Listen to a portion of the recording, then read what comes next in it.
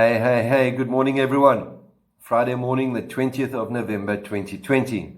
This morning's devotion is a reading from the book of Acts, chapter 9, reading verses 27 and 28, which read, "But Barnabas took him and brought him to the apostles. He told them how Saul on his journey had seen the Lord, and that the Lord had spoken to him, and how in Damascus he preached fearlessly in the name of Jesus. So Saul stayed with him and moved about freely in Jerusalem, speaking boldly in the name of the Lord." Today we continue having a look at discipleship. We've already investigated the topics of having an open heart, the Word, getting a mentor, and having an active devotional life, which are all part and parcel of becoming a disciple. Today we continue on our quest by looking at service or ministry experiences and involvement, that is, ongoing involvement. Sometimes we get stuck in the receiving mode only and we become very self-centered. A disciple, on the other hand, is someone who starts caring about others and giving of oneself. We learn to receive and give.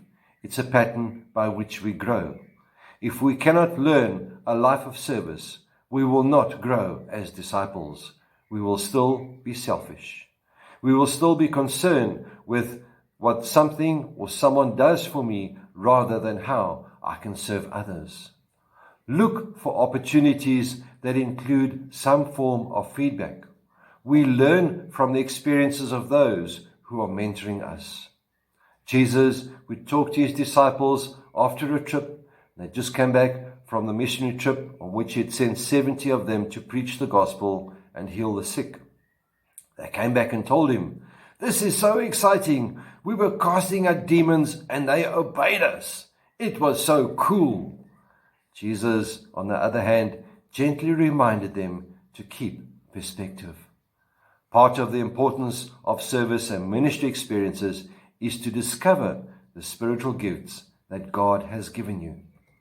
Service and ministry experiences are part of the discipleship process that we see in the ministry of Jesus, and we need to reproduce that in our own situations.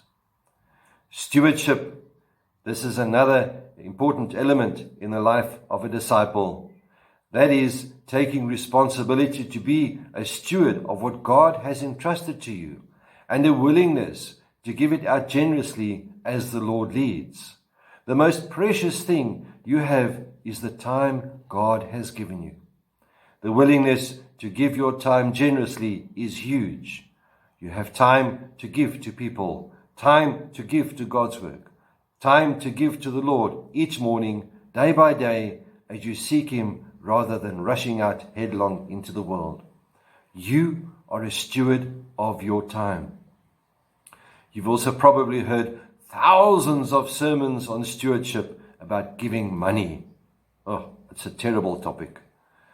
The Baptists say that you need to get baptized along with your wallet.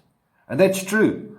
I'm convinced that unless you learn to give your finances to the Lord generously, you won't really get free from greed and possessiveness. My dear friends, with those few words for this week, we will continue again on Monday, having a look at the next topic. My prayer is, may the Lord be with you, may He bless you, may He cause His face to shine upon you, and be with you always. Goodbye.